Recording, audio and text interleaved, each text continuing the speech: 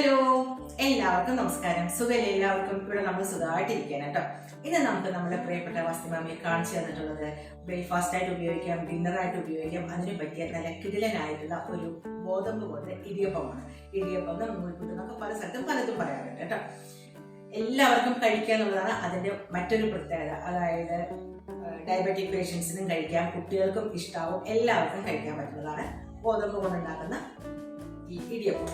പിന്നെ അതിൻ്റെ കറി നമുക്ക് ഇഷ്ടമുള്ള കറികൾ നമുക്ക് ഉപയോഗിക്കാം. കടലക്കറി ഉപയോഗിക്കാം, ഉരുളക്കിഴങ്ങ് ഉപയോഗിക്കാം, നോൺ കഴിക്കുന്നവർക്ക് മുട്ടക്കറി ഉപയോഗിക്കാം. അതൊക്കെ നമ്മളുടെ ചോയ്സ് ആണല്ലോ അല്ലേ. പിന്നെ ഞാൻ എപ്പോഴും പറയാറുണ്ട്, ഡിസ്ക്രിപ്ഷൻ ബോക്സ് നോക്കണം, എന്നാലേ നമുക്ക് അതിൻ്റെ മെഷർമെൻറ്റും കാര്യങ്ങളൊക്കെ മനസ്സിലാക്കാൻ പറ്റുള്ളൂ എന്ന് ഞാൻ പറയാറുണ്ട് അല്ലേ. അപ്പം നമ്മളത് നോക്കാൻ മറക്കരുത്. പിന്നെ നമുക്ക് നമ്മുടെ വസ്തുവിൽ കാണിച്ചു തന്നിട്ട് വീഡിയോയിലേക്ക് പോയാലോ.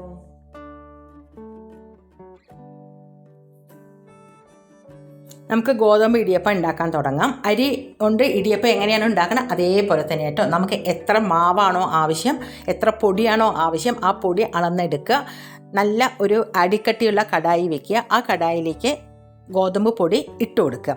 കൈ എടുക്കാതെ ഇളക്കി കൊടുക്കണം, കാരണം ഇത് പെട്ടെന്ന് കരിഞ്ഞു പോവും.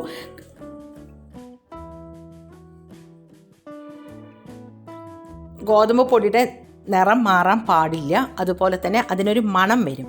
ആ മണം വരുമ്പോഴാണ് നമ്മൾ ഗ്യാസ് ഓഫ് ചെയ്യേണ്ടത്.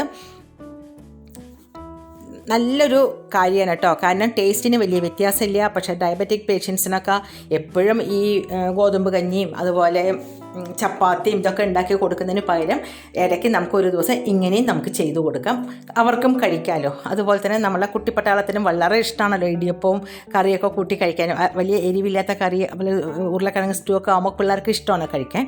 അപ്പോൾ നമുക്ക് അങ്ങനെയും ചെയ്തു കൊടുക്കാം. പിന്നെ ഹെൽത്തിയാണ്, ഗോതമ്പാണ്, ആവിയിൽ കയറ്റിയ ഭക്ഷണമാണ്, എല്ലാവർക്കും നല്ലത് തന്നെയാണ്.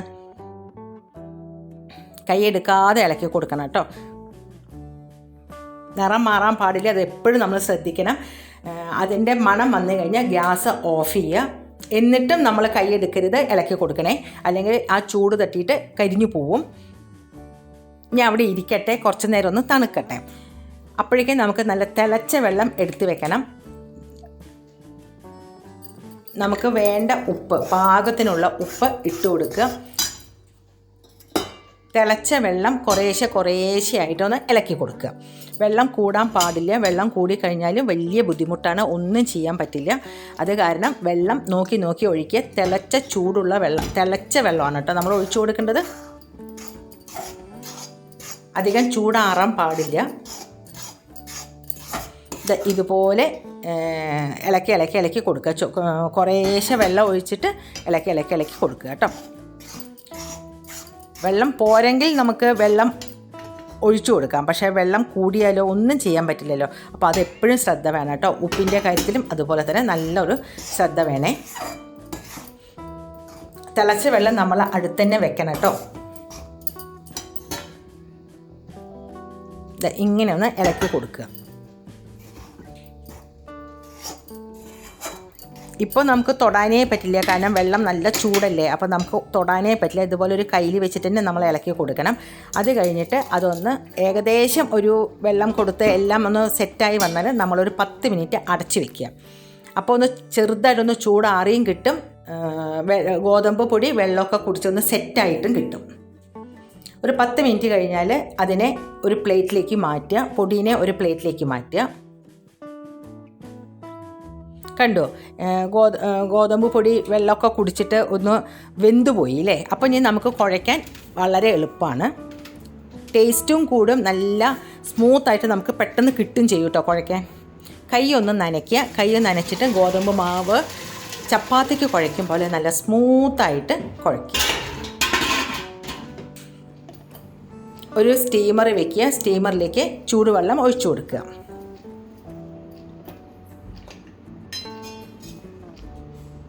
ഇടിയപ്പത്തട്ടിലേക്ക് കുറച്ച് എണ്ണ പുരട്ടി കൊടുക്കുക. എന്നിട്ട് അതിലേക്ക് ചിരകിയ തേങ്ങ ഇട്ട് കൊടുക്കുക. ഇതാണ് നല്ലത് കേട്ടോ. നമ്മൾ ഇടിയപ്പം പിഴിഞ്ഞിട്ട് അതിൻ്റെ മുകളിലേക്ക് തേങ്ങ ഇടുന്നതിനേക്കാൾ നല്ലത് ഇതാണ്.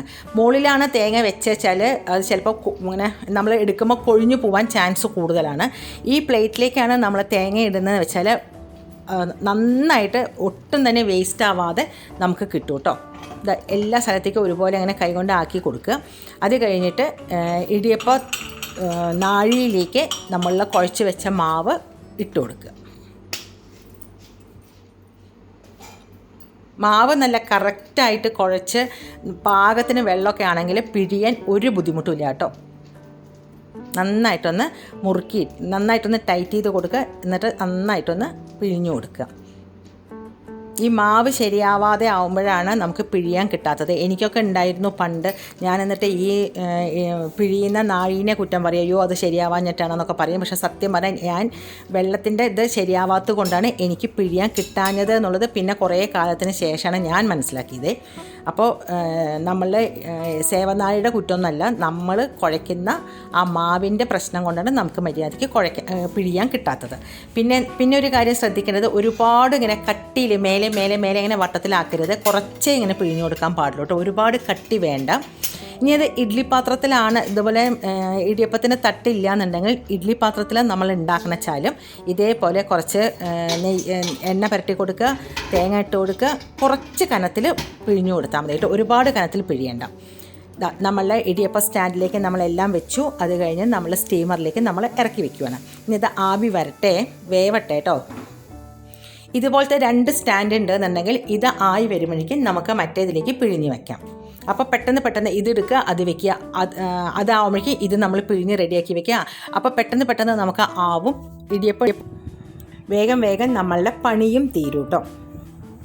നമ്മളുടെ നൂൽപ്പിട്ട് വെന്ത് വന്നു. നമ്മൾ കുറച്ചൊന്ന് മാറ്റി വെക്കുക. അതായത് ആ സ്റ്റാൻഡിൽ നിന്ന് ഒന്ന് മാറ്റി വെക്കുക. ഒന്ന് ചൂടാറിക്കോട്ടെ കേട്ടോ. ചൂടാറിയാലേ അത് ഒട്ടാതെയും പൊട്ടാതെയൊക്കെ നമുക്ക് കിട്ടുള്ളൂ കേട്ടോ. നമ്മൾ അടുത്ത തട്ടിലേക്ക് നമ്മൾ പിഴിഞ്ഞ് വെച്ചിരുന്നു. അത് ആ സ്റ്റാൻഡിലേക്ക് നമ്മൾ വെക്കുകയാണ്. ഇനി ഇത് തണുത്ത് നമ്മളിത് പിഴിയുമ്പോഴേക്കും ഇത് വെന്ത് കിട്ടും. അതാണ് ഞാൻ പറഞ്ഞത്. 2 ഇതുണ്ടെന്നുണ്ടെങ്കിൽ പെട്ടെന്ന് നമ്മളുടെ ഇടിയപ്പത്തിൻ്റെ പണി തീരും. അതായത് നൂൽപ്പിട്ടിൻ്റെ പണി തീരും കേട്ടോ. അങ്ങനെ നമ്മളുടെ നൂൽപ്പിട്ടും കടലക്കറിയും റെഡിയായിട്ടുണ്ട്. ഇന്നിവിടെ കടലക്കറിയാണ്, അതും റെഡി ആയിട്ടുണ്ട്. കടലക്കറിയോ മുട്ടക്കറിയോ ഉരുളക്കിഴങ്ങ് കറിയോ ഏത് കറിക്കും ഈ ഇടിയപ്പം ടേസ്റ്റിയാണ്, ഹെൽത്തിയാണ്. എല്ലാവർക്കും ഇത് ഇഷ്ടമാണല്ലോ അല്ലേ? അപ്പോൾ ഇത് ട്രൈ ചെയ്ത് നോക്കാൻ മറക്കരുത് കേട്ടോ. അടുത്ത വീഡിയോയിൽ കാണുന്നവരെ ബൈ.